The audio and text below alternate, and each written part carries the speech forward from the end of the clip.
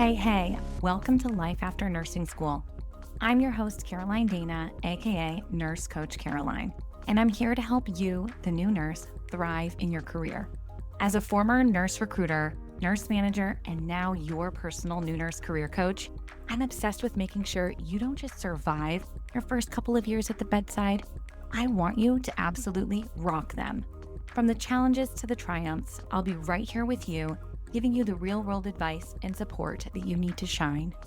Whether you're in nursing school getting ready for life after, or you're already out there in nurse life feeling overwhelmed or even questioning your confidence, I've got your back. I'll be sharing tips, tricks, resources, and strategies that are just for you. We'll dive into everything from landing that dream nursing job to slaying imposter syndrome, and most importantly, how to keep that spark alive and stay the vibrant and amazing nurse that you are. So if you're ready to tackle the things nursing school did not cover, like how to build a career, trust yourself, and keep your passion strong, then get comfortable because we are about to dive in and make nurse life the best life.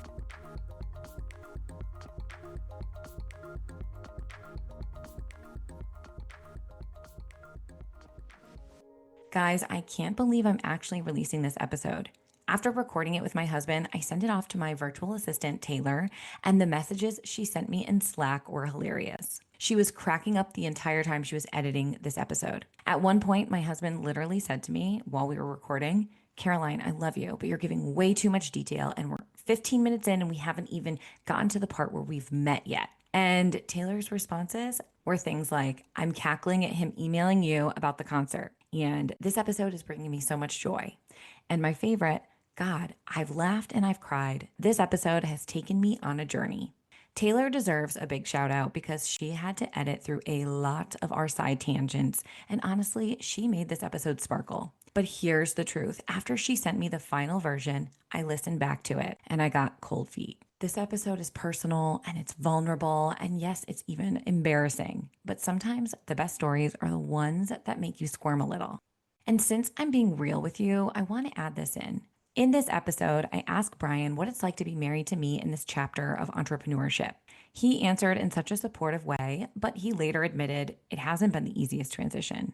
Imagine watching your partner work so hard to earn a master's in nursing leadership, only for them to realize that it wasn't the right fit and to pivot into something way less predictable, all during a very financially tight season in our young family's life. That was a tough pill for him to swallow, and I know a very stressful time for him. But I'm really grateful that it didn't take him long to see my vision and to support me in a way that allows me to be both a present mom and a nurse charting down the less traveled road of entrepreneurship.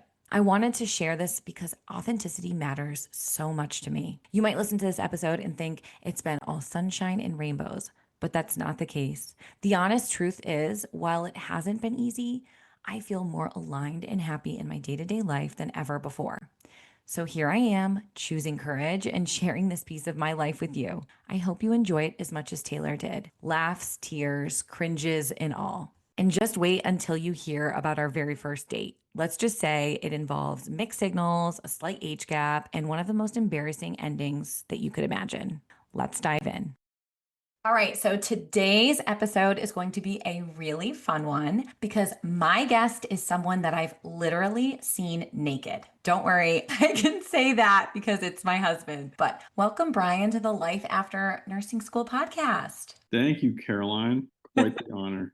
I do want to set the scene for everyone. At the time that this episode drops, Bryan and I will be on a trip to celebrate our 10 years of marriage together, which is like crazy to even think about. We will be traveling to Amsterdam for a few days, and then from there we're going to go to Paris and we're going to finish the week out in Paris. And I truly hope we're just going to be drinking wine, eating croissants, eating baguettes, and just enjoying our time together and without the interruption of children. The great thing is that we actually used to travel a ton before kids. Do you remember, Bryan, we've been to Spain, Germany, Japan, Italy, Turks and Caicos, Australia. I feel like I'm forgetting one or two, but those are the main ones. And then we had kids. Yep. And all that fun came to a screeching halt. But I feel like our kids are getting a little bit older now where we are able to take an international trip. This is our first international trip since kids. It is. Amazing. Yeah, and you don't count the cruise to the Caribbean, really. Oh, good point. Well, they came with us too. It's true. Okay, that's a good point. We did go on cruise. Yeah, the year we got married, we went to Japan, Australia. What else did we do? Did we do Germany that year? You were pregnant. Yeah. Italy. Couldn't eat any of the prosciutto. Couldn't drink any of the wine. That's I terrible. had a blast in October. Oh my gosh. Yeah, you were blackout drunk. I was like 7 months pregnant. And I remember I had to pull you out of Oktoberfest and everything was in German, which I don't know German. And I had to navigate ourselves back. And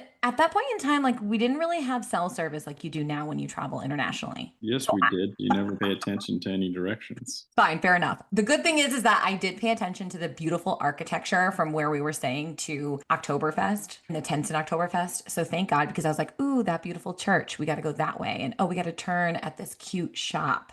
And I navigated our way home that way. But I remember the cars just honking and waving at us and laughing because it was this large pregnant woman just pulling her drunk, really drunk husband home. And it didn't matter like if you spoke German or not, or English or whatever, everybody knew what was happening. It was like one of I do not recall any of that. Oh, yeah, I know. People were pointing and laughing at you. But, anyways, we had great times before kids. But right now, as we're recording this, our kids are actually at their grandparents' house for like an end of summer sleepover. So, yesterday, me and Bryan had some time together. I forced him to go shopping with me. And then we went on a 15, that is 1-5, okay, mile run because we're marathon training. And we didn't start our run until after like 6 o'clock. So when we finished, it was dark out. And then we finally got home late last night. We made like a steak dinner at I think 10 p.m., watched a movie, had a glass of wine, ate an ice cream sandwich. I think that was like a 10 out of 10 date night for me. Pretty solid. I mean, maybe we could run a little less next time. And maybe a little earlier. But I do want to set the scene for you guys right now, too. Right now, Bryan is in another room in our house with a laptop, and I'm in our shared office with my laptop where I normally do the podcast. And it's funny because I do feel like both of us are pretty sore from yesterday's run. And Bryan, you are on call today. So this morning, you already went up to the hospital, rounded on a bunch of patients, and I'm squeezing this in, hopefully before you get any other further calls for the day. Yep, we're in the hustle. Yeah, we are. How many patients did you see today? Just a handful, about half dozen. As you can see, Bryan is a man of few words. And then he married me, who talks a lot. I just know my place. True. You've learned it after 10 years of being married to me. Okay, so I do want to give you guys a little intro, or at least some information about Bryan, so you kind of know a little bit of the man that I married. Oh, you guys should see his eyes. They're bugging out right now. Okay, so Bryan is in his early 40s. He's a true Leo. He's the oldest child. So yes, we have like classic firstborn energy going on here. He grew up in the sticks of Connecticut. Like I thought where I grew up was like Cowtown, like farms. And then I went to the town he grew up in, Connecticut.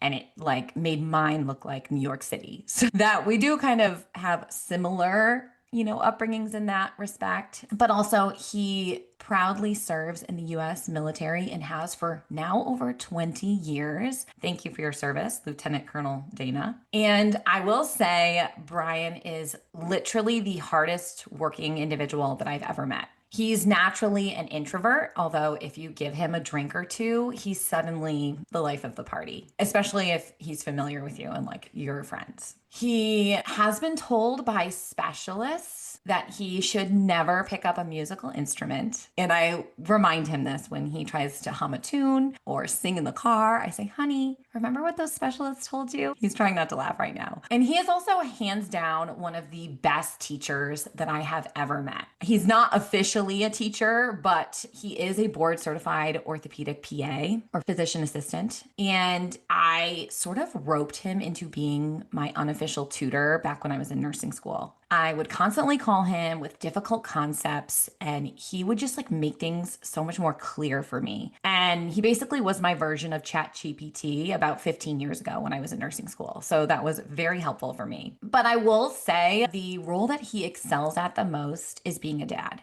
He's a snuggler. He wrestles, especially with our middle child, who's our only son. He will play outside in the yard for hours with the kids. He just wants our kids to have the absolute best childhood. He's always trying to plan things and really make our life super busy because he's like, oh, wouldn't the kids love that? Wouldn't this be so fun? I have to kind of tone him down in that respect. He loves history, which I don't particularly enjoy. He loves traveling. He loves the outdoors. And this one cracks me up, but he has a new love for our chickens. I'm not kidding. I've walked outside before, or even when I'm washing the dishes, I'll look out the back window and I'll see him sitting on a stump watching the hens like it's his personal entertainment with a cold beer in his hand. Okay. And sometimes he'll say to me, hey, I'm going to go check on our girls. And initially, I thought he meant about our two daughters, but he actually is referring to the hens that we have out in the chicken coop. So he is just becoming a farmer as he gets older and older. He's trying not to laugh. Now, if you've ever had the chance to know Bryan, maybe as a friend, a comrade, a patient, or just in passing, consider yourself truly lucky. So, Bryan, that's your official welcome. Hopefully, Wow. everyone listening knows a little bit more about you. So, I want to ask you, how does it feel to be on your wife's podcast? I feel honored at this point in our life with you ramping up a new business and podcast that you pick me. 10 years, here we are. I thought I would have been on a little sooner. Well, I had to like warm up to this, okay? Having you on as a guest makes me nervous, even though I live with you, talk to you every single day, which is kind of funny. And I want to say this is your first podcast experience being a podcast guest, but it's not. Remember, you were on our Yeah. friend Tim's podcast. Tim, yes. So funny. But today's episode really is about our love story and how we met. But I do want to ask too, what's it really like being married to me? I know that's a very big, open ended question, but to set again the scene or give some more context to this question, it's been about a year and a half since I left my full time traditional nursing job to jump into entrepreneurship. And it's been a wild ride. On your end, what's it been like watching me navigate this path? And let's be real, just so everybody knows, Bryan has had the same steady job for I think about like 17 years, maybe even a little longer, while I have pivoted multiple times in my 13-year nursing career. And I have no regrets, but I will say this latest leap of going from full time work to starting my own business. Also, I am a clinical instructor as well, but that's more part time hours. This has definitely been the most unpredictable chapter in our life. So, what's that like for you? And you can be brutally honest. It's exciting. It comes with its challenges. Ultimately, at the end of the day, we are both passionate about our careers, but we're in a phase of life where a lot of our decisions revolve around our family and our kids. And I think we've realized that yes, you need some income to be comfortable and to afford 3 children. Our time is by far the biggest priority.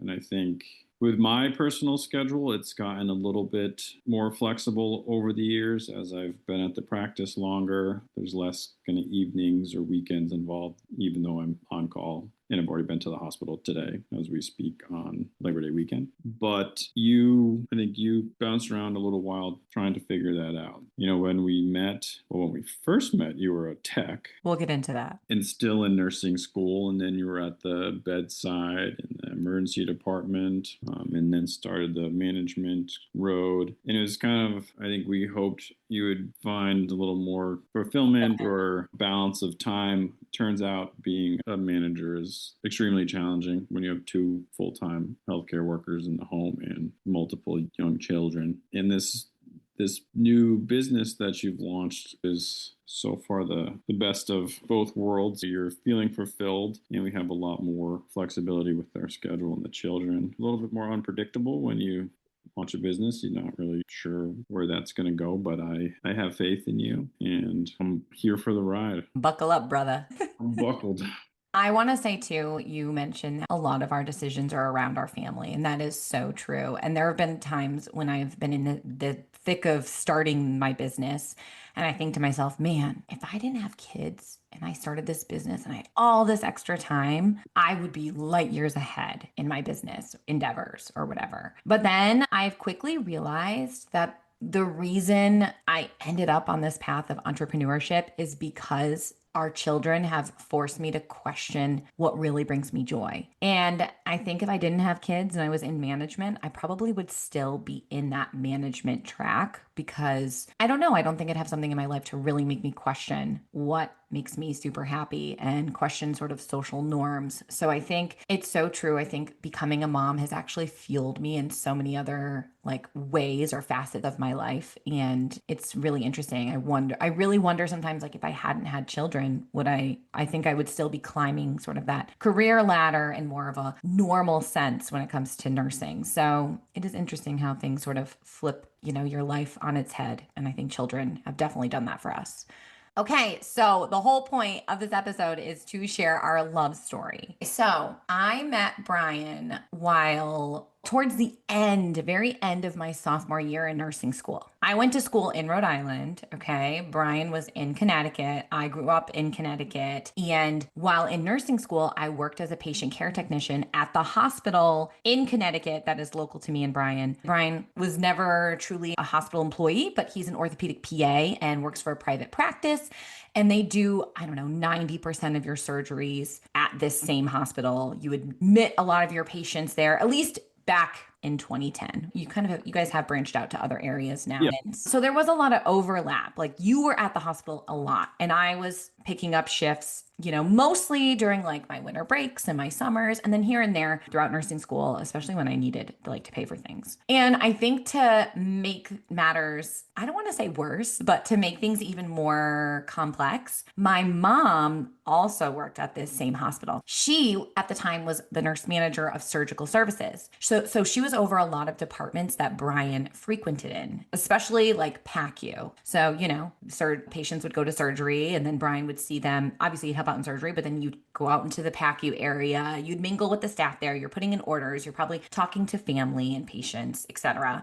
So obviously, the staff at the hospital get to know these ortho PAs and surgeons and even other surgical specialties quite well. So, mind you, that's sort of happening. My mom knows of Bryan. When did you start work? Oh, he's already putting his finger up like I missed something. Your mom and I knew each other pretty well because before she took over the department, she was a PACU nurse. So Okay. going back to before you were even in picture, Wow. we had a professional relationship. Well, you must have enjoyed her a little bit because if my mom drove you absolutely crazy as a nurse, you No, she's might a be great like, nurse. she's a really good nurse. Okay, so then she progressed to be the nurse manager after that. So meanwhile, again, I'm in nursing school and I was a tech. I really floated everywhere. My mom wanted me to be working. If I had any free time, she wanted me to make money to sort of sustain myself in nursing school. So I floated everywhere. I was on the med surg units. I was on the ortho units where sometimes Bryan would round. I was in critical care. And then I actually did a lot of time at the freestanding surgical center that was down the road from the hospital.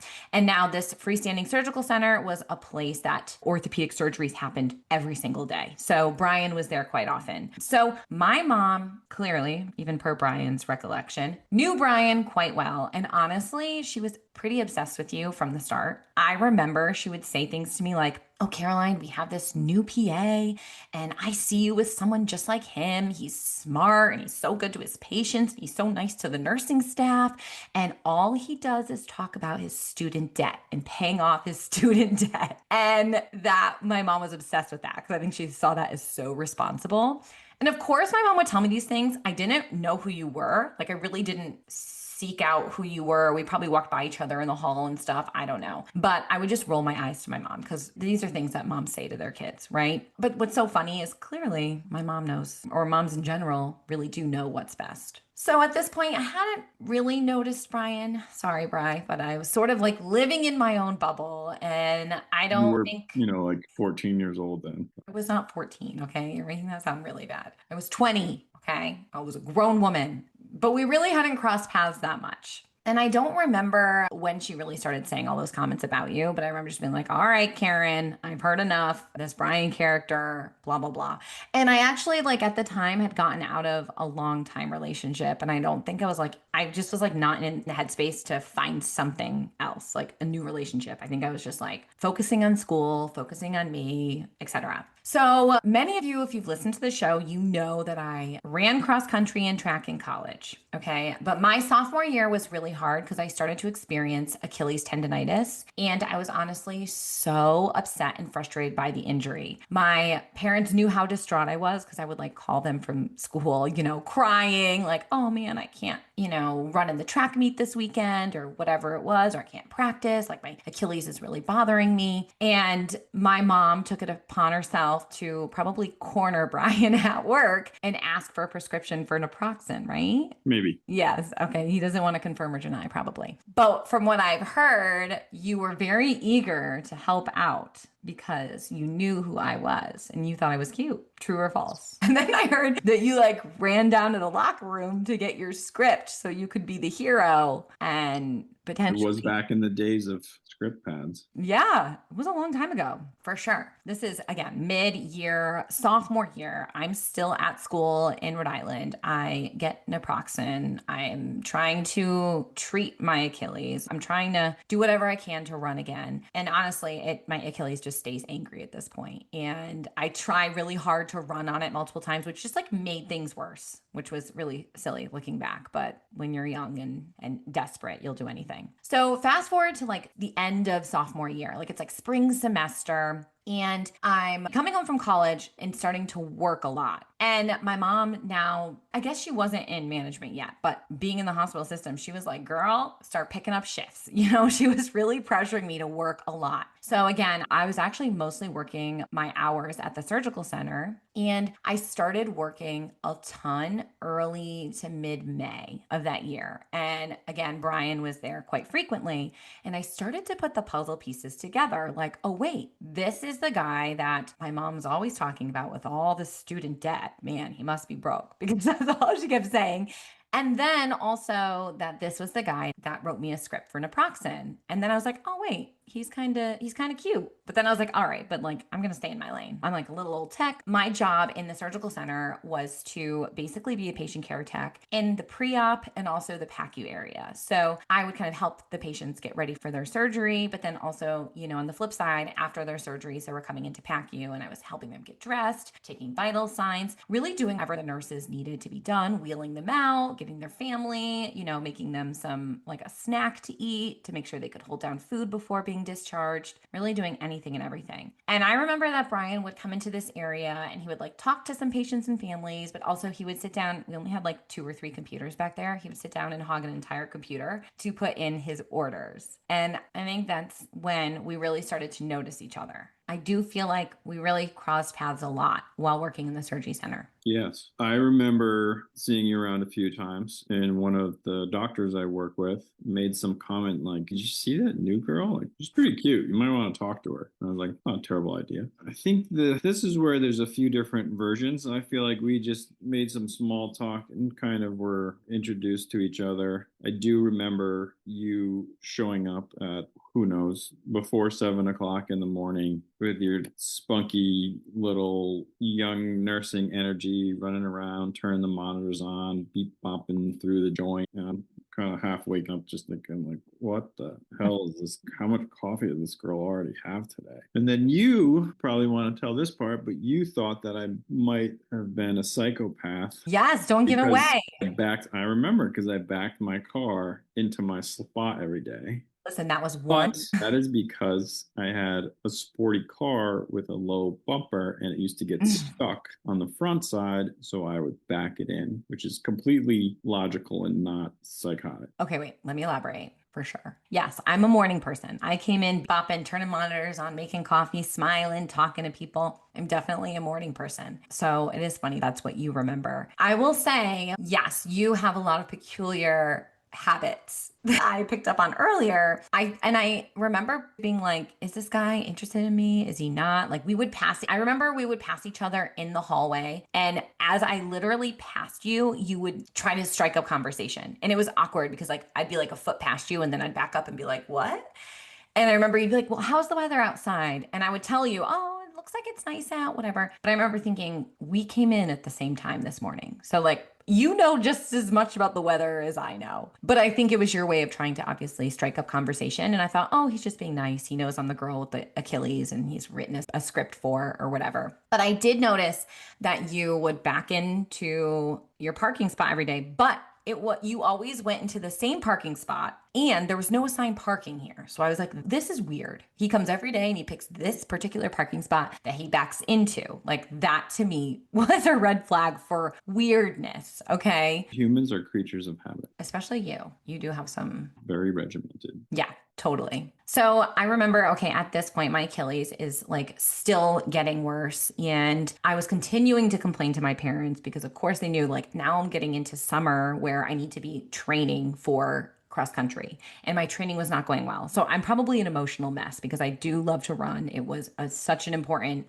I don't know, thing for me, especially at this point in my life. So I'd been to my mom. She knew how badly that I wanted to prepare for the upcoming season. So she actually took it upon herself to make me an appointment with one of the doctors at Bryan's office. So not with Bryan, but one of the doctors there. And I remember you here and there, like brought up the upcoming appointment and you were trying to give me tips on my Achilles. Yeah, your mom told me about it. Oh, see, I think my mom had more to do with getting together than she alludes. She acts like she had nothing to do with it, but okay. So I was going to say, I don't know how you found that out, but you did. And you tried to give me some like tips here and there, but I thought, oh, wow, this guy's just like being really nice. And I still was like, I don't think he's interested in me, but he's cute. So I'll take all the tips I can get. And I remember a week or two before the appointment was to happen, I think that at this point it was like late May or early June, there was a Dave Matthews concert in Connecticut, which is a big deal for our state. I feel like everyone that's grown up in Connecticut has gone to at least one Dave Matthews concert. At least from our generation, right? Like millennials. Back in the day. Yeah. So that was like a big deal. And remember, he would come in for like a whole weekend or like Thursday, Friday, Saturday or something. Yeah, you'd play multiple shows at the same venues. Yes. Okay. So that was happening a week or two before my appointment. So I go to the Dave Matthews concert. Bryan goes to the Dave Matthews concert. We don't know each other's there and we don't run into each other, in which looking back, thank God, because we were both like pretty intoxicated and probably not the best version of ourselves. I think I knew you were there because I sent you a message on Facebook and you ignored me. Okay, this is where the stories are a little different. This is what happened, guys. Oh, I probably posted something on Facebook. I probably put like DMB this weekend or something as my like status or whatever that was. But I remember coming in to work on Monday, opening up my work email, and you had emailed me on my work email like, hey, I don't know if you're going to Dave Matthews this weekend, but I'm going to be there. I'm just going to like be cooking up burgers and dogs, like tailgating. If you want to swing by and have something to eat, like let me know. Join the tailgate, girl. Yeah, no pressure. And you put your phone number in there. And I remember being like, oh my gosh, I can't believe I didn't see this till now. And then I also remember being like, why would you ever reach out to someone on like via work email? We were Facebook friends. So I remember being like, why didn't he just message me on Facebook? I think it was on Facebook. I don't think so. I think that that's just like, you're like old school. Maybe that's the only way I knew how to contact you. Yeah, there was something weird about it. But I remember being at work being like, oh, like maybe he really is into me. But also, I remember that you were struggling a lot with the fact that my mom worked at the same hospital. And it felt like at this point, I couldn't tell if you were trying to keep things professional or maybe like you weren't sure if things should stay professional or if you had a crush on me or what. But at this point, I had your number and I don't know how exactly we started texting, but I think I emailed you back being like, oh my gosh, I was there, but I had no idea. I'm just seeing this. In the future, here's my phone number. Like, I think I gave you my phone number back. And then I think the text started after that. But I also remember texting with you and it was never like super flirtatious. So again, I was like, wow, this guy's like really dedicated to his like PA practice. Like he really takes care of his patients. But now at this point, it's time for the appointment. And I remember at this point, I was like, well, I think he's pretty freaking cute. And I'm not even sure if he's into me or not, but I'm going to like look pretty good for this appointment just in case.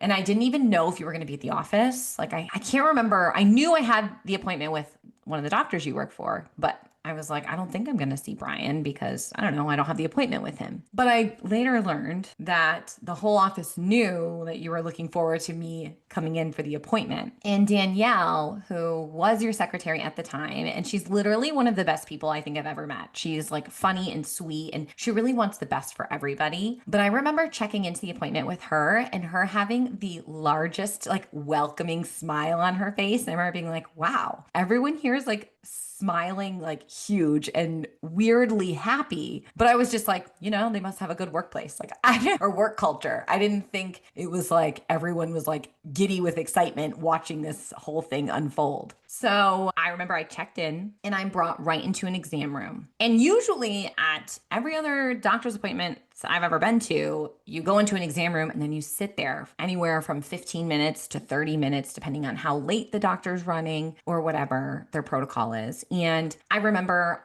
I was brought to my exam room, literally just sat down on the exam table to wait for the provider. And I hear a knock at the door and you come in and I'm like, oh, hi. And of course, you were looking so handsome with your green scrubs and your white coat. And I have a thing for dark haired men with great Adam's apples. Weird. I love a good neck. Okay. Okay. Anywho, Bryan has all those features. Okay. He checks every one of those boxes and he comes in and we start talking about like random things. Like I remember you had just run into your lunch lady somewhere out in the public and you were like, oh my gosh, I can't believe I just saw this person at the grocery store or something.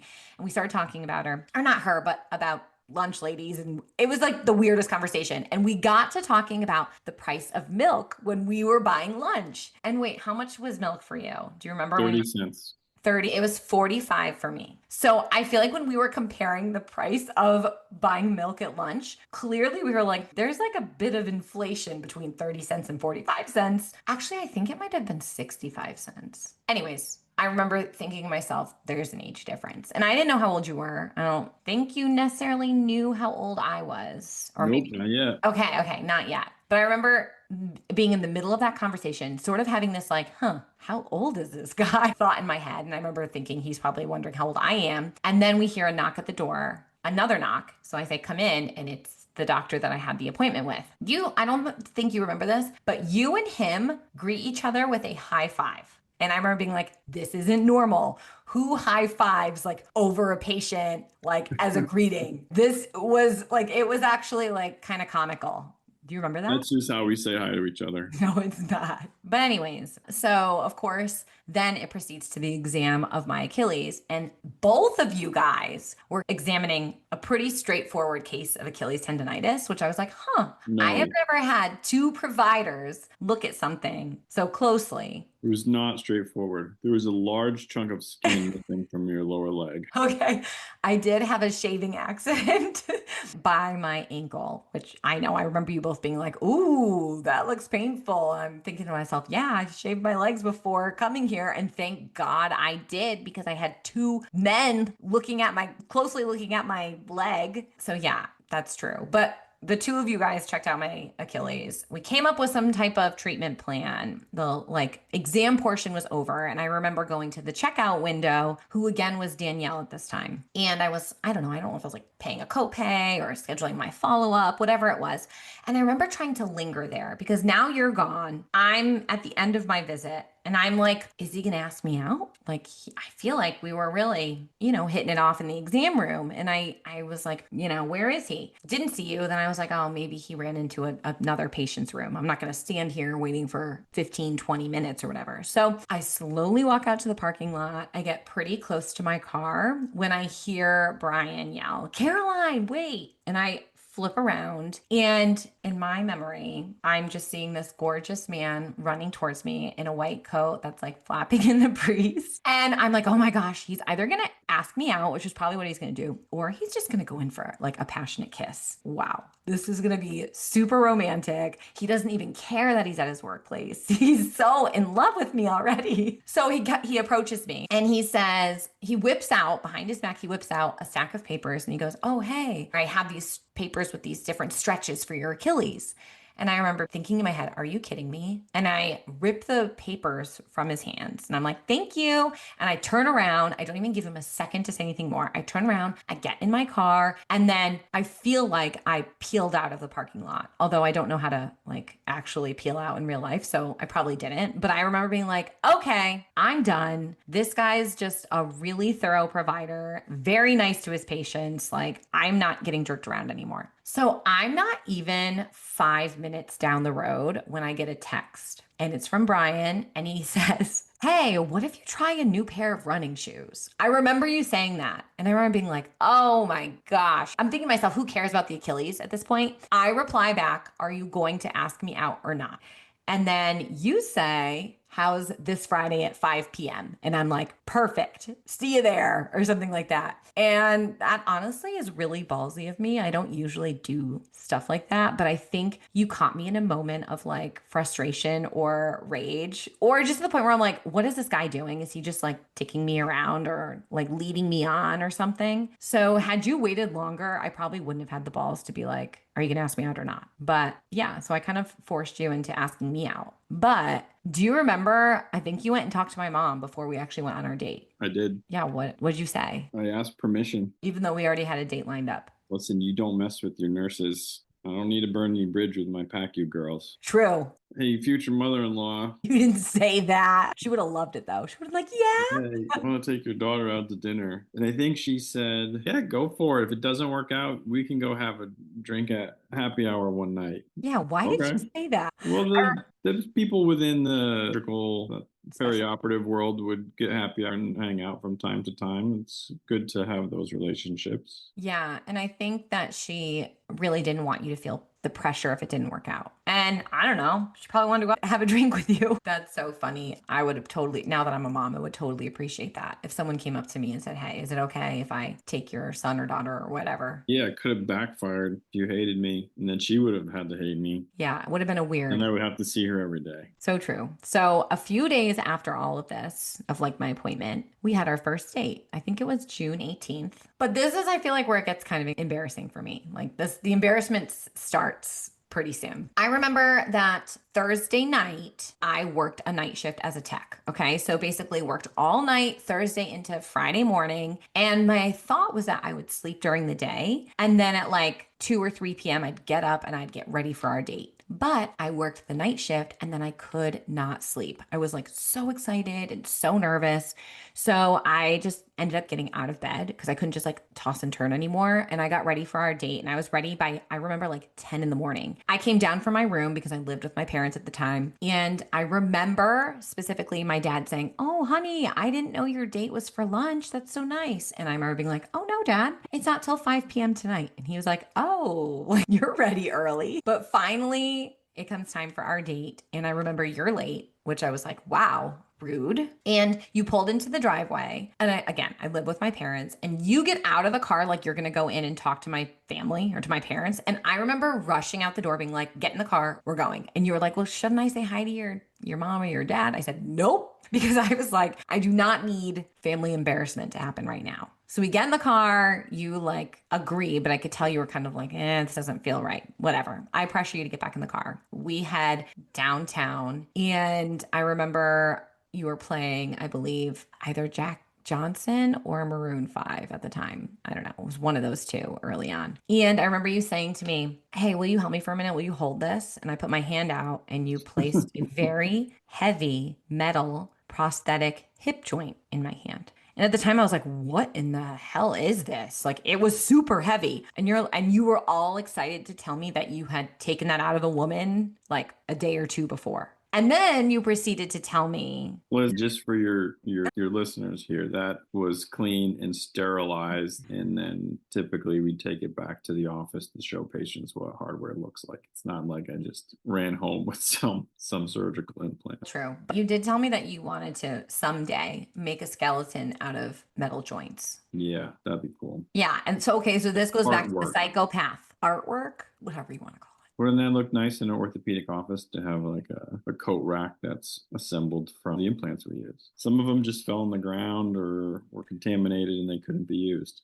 Yeah, but this goes back to the psychopath comment where I was like, okay, this guy has some weird red flags, like the whole backing up into the same parking spot. Now we're bringing like body parts home. Like things are getting weird to me. I'm seeing some like serious red flags. So we make it to dinner, and this is where I start to pretty much blank out. Okay. I had not slept at all. And I think at this point, like most of my adrenaline and nerves have sort of subsided. Like I'm getting more comfortable, of course. We're sitting down. We also went to an Italian restaurant. So I ordered a lot of carbs. And I do not remember much of what we talked about at our date because I think I was asleep with my eyes open. The only thing that kept my eyes open was that I remember, Bryan, you did tell me about a recent trip to Alaska and bears and something like that, right? Yes, we're talking about bears. I don't remember the details, but And then there was a bear conversation. yeah, there was a bear conversation. I again vaguely remember it. And that was all I remember from dinner. And then I remember like we were done with dinner at like 6:15. And we were obviously like not ready to end the date. It was not 6:15. Okay. Maybe it was like 6:45. It was Yeah, early. hold on. I'm telling this part. So, yeah, so dinner's concluding. It seemed like we both had a good time. I didn't realize you were asleep at the table.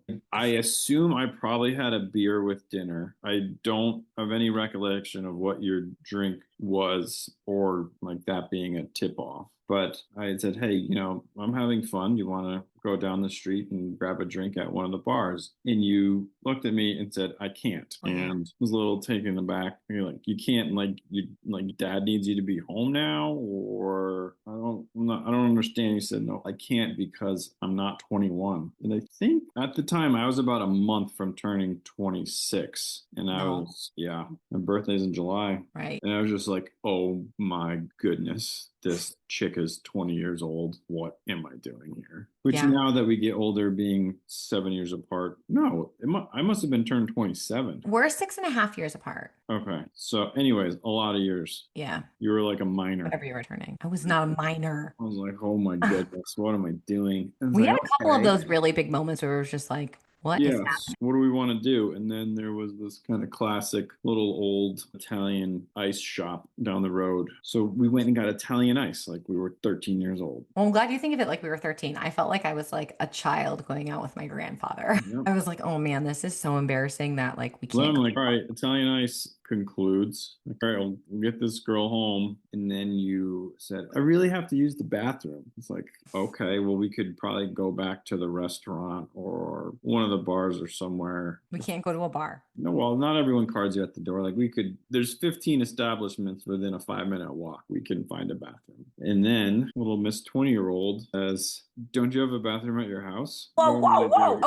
Okay. Hold on. This Yes. is all true. Yes, I was the one to say, doesn't your condo, because I knew you lived in a condo, doesn't your condo have a bathroom? And I remember you immediately started white knuckling the steering wheel. You started like sweating. You were like pulling at the collar of your shirt like you couldn't breathe. And you were like, well, I mean, yeah, but you were like, I wasn't anticipating you coming to my condo tonight. And I'm like, is it okay? The reason I wanted to go there is because I knew I was in trouble. I was like, this guy is so cute. He's like such a gentleman. Yeah, but he's got some major red flags. Is he a serial killer? So I needed to know right away because if you were So your thought process to figure out if someone was a serial killer was to go alone to their home. I know, looking back, I'm like, wow, if I ever found out my daughter thought that I did this, Doesn't make sense. I do like remember Jeffrey that Dahmer. because I obviously liked you and was into you too. And if you'll remember, I Just moved. actually just moved in like a week or two before, and there were boxes and crap everywhere. Do you remember what you I said didn't to me? want to take you home to this place that was a mess. Okay, but do you remember what you said to me before we went here? Yeah, you got to wait in the car. I got to clean up some You stuff. said, look, we can go to my house or my condo, but you need to give me 5 minute like head start because I wasn't anticipating you coming over. I just want to make sure it's clean. And I said, okay, but let me tell you guys,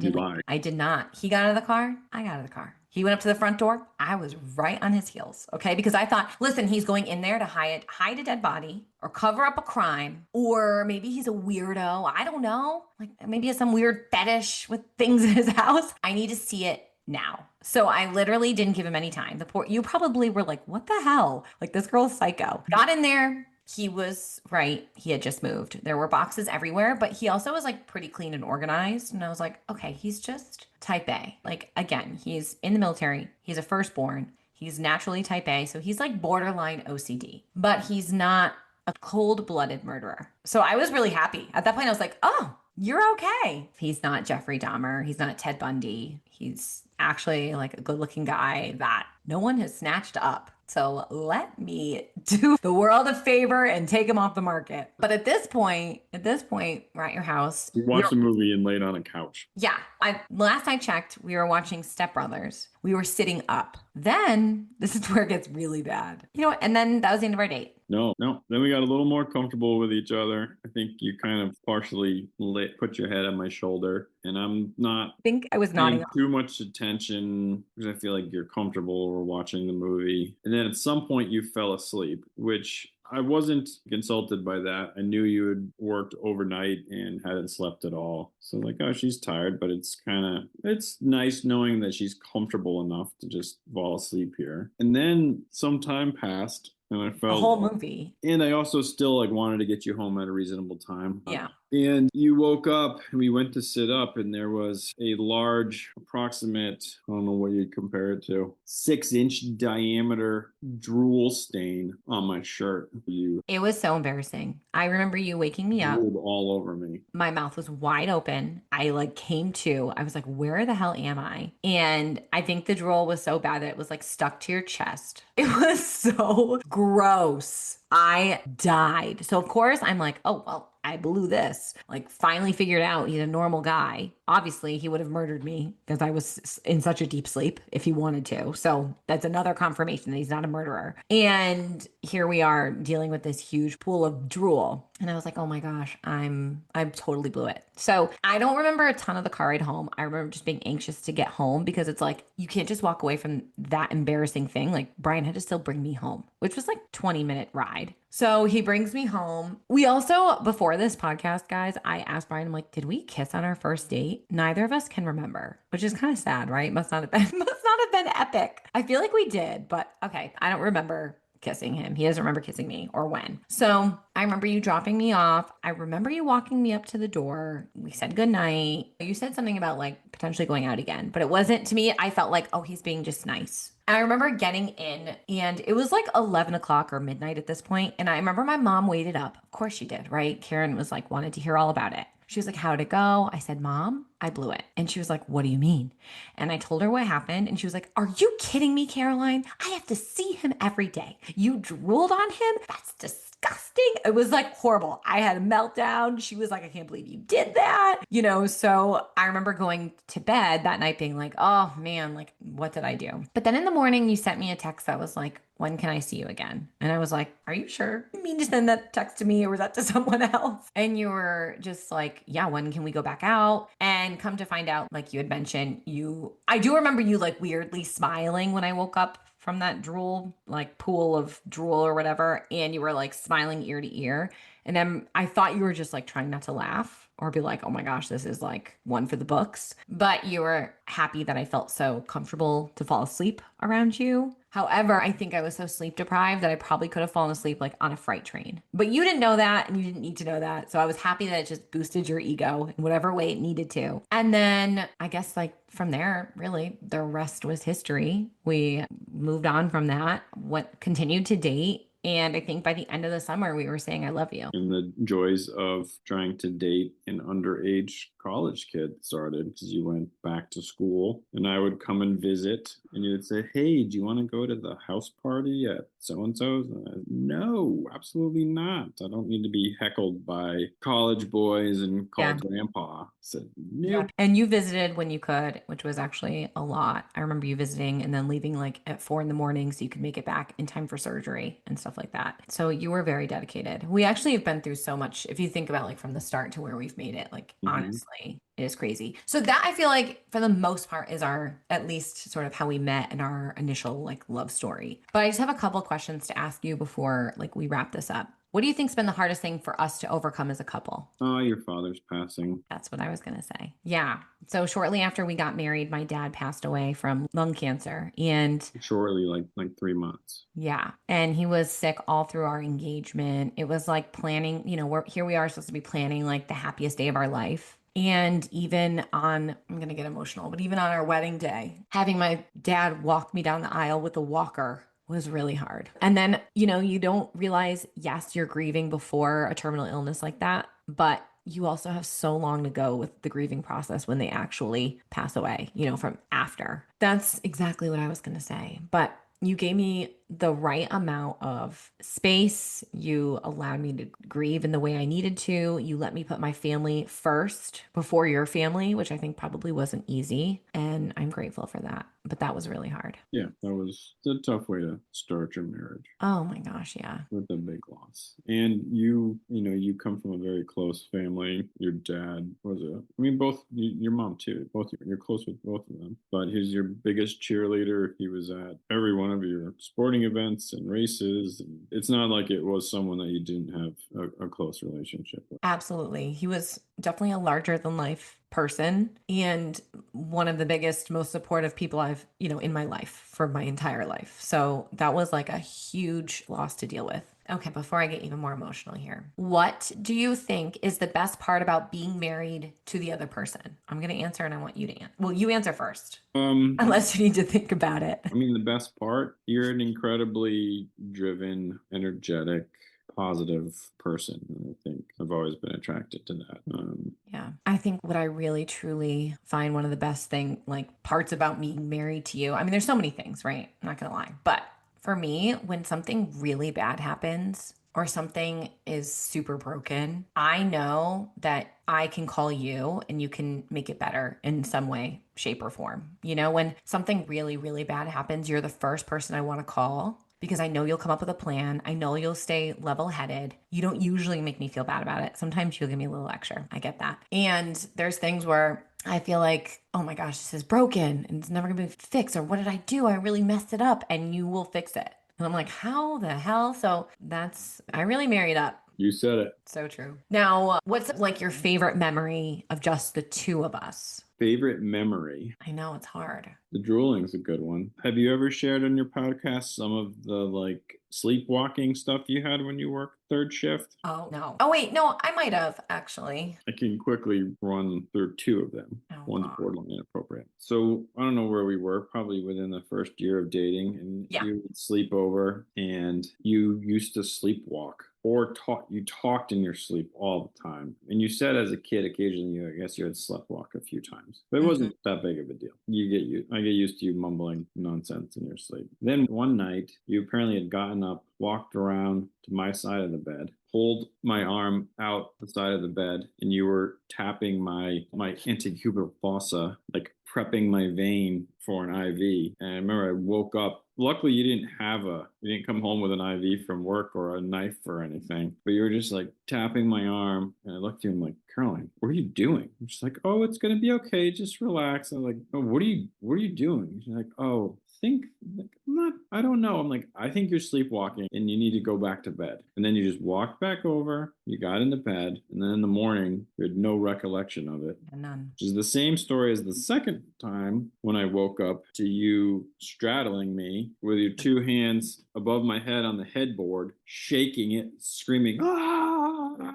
And for a second, I thought I was being murdered. And then I said, "We calmed you down. Why don't you roll over and go to sleep?" And then in the morning, I was like, "Do you remember what you did to me last night?" Well, I remember in the morning, oh man, I slept so good. Like, I feel so rested. And you were like, are you kidding? And I was like, what do you mean? You're like, you in the middle of the night, you straddled me. I thought you were being like funny. I'm like, oh yeah, I straddled you. And you're like, no, seriously. You like climbed on top of me, you grabbed the headboard, and then you shook the headboard and screamed at the top of your lungs. I'm like, that is terrifying. But around that time, Brian, do you remember you got a bunch of knives that like were magnetic, and the knives would like in the kitchen would just like be held up by that magnetic like strip? Yeah. And I was like, can we not? Because what if I like sleepwalk, go downstairs and get a knife? I was like starting to get really worried about myself. I think a lot of that was just the stress of becoming a nurse. Like I definitely had so much restless sleep and crazy sleepwalking stories in that first year of nursing. Yeah, a lot of the ones that are popping into my head are all based around some type of trauma. I On know. our I honeymoon, last day of our honeymoon, we're in Australia, whitewater rafting. You listen to none of the safety brief.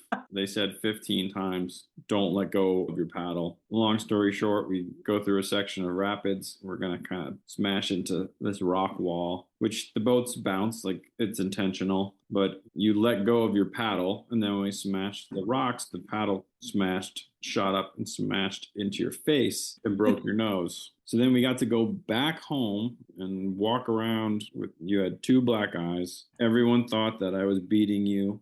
And we're Yep. only 2 weeks into our marriage. And you saw a colleague that I think he was actually a friend of your mother's. He was a plastic surgeon. And he looked at your nose and said, yeah, like you're not going to breathe right. We need to fix this. So you had surgery, and multiple people came up to us and said, why is your wife having her nose job after your wedding, after you spent all that money on photographs? And she's doing it now. I was just like, yeah, no, it's not a nose job. She decided to break her own nose on our honeymoon. That was crazy. Yeah. And he's like, the plastic surgeon's like, no, it's not going to be a typical nose job. I'm just going to put what looks like a crowbar up your nose and just jerk it over when you're asleep and like realign it. I still can't breathe out of my left nostril though. So I don't know how well that worked. Yeah, that's funny because what I had listed for my favorite memory of just the two of us was definitely the 2 week trip in Australia for our honeymoon, breaking my nose in the last day there. But that was an incredible trip. And I think it was a really big break from everything going on with my dad. Of course, he like passed a few months later, but it was just kind of taking time out of that reality and just enjoying the two of us. And it was really fun. Now, if you could change one thing about the other person, what would it be? Just one? No, mine are little things. I think we have worked through this in our marriage. You mentioned earlier that I'm borderline OCD. I think that is definitely true. Yeah. You kind of leave like a little, you're like a little hurricane, and there's a little path of destruction that follows you wherever you go through the house. And it drives me absolutely insane. So I would just have you be like maybe a little more tidy, clean those dirty dishes, put that stuff away. Don't leave your shoes in the kitchen so the kids can learn that same lovely trait that you have. But yeah, other than that, I'm good. I'm good. But yeah, you are definitely OCD. And then I am like type B. So it's not always the best mix when it comes to stuff like that. I will say I spend a lot of time anticipating when you come home. And there is definitely a rapid pickup before you get home because I'm like, oh man, if your father sees this house right now, he's going to freak. So just know that I am making an effort. He's shaking his head just so everybody, knows his reaction. I, on the other hand, would change the fact that I think you worry a lot about things in the future. And sometimes I think worrying about things in the future that aren't necessarily in our control actually sometimes dampens the joy of the present. So I wish you wouldn't worry so much about, how things will play out in the future or what that's going to look like. And not let that get to you. But I know that sometimes that's easier said than done. And then lastly, what do you hope for us for the next 10 years of our marriage? I want to continue for us to make our time a priority, especially with the kids. As you know, but my hope is to retire from the military within the next couple of years. And I want to make all the kids events and maybe coach some sports. And I feel like I do a pretty good job at being present, but I am off with drill and training and different military things several times every month and then several times a year.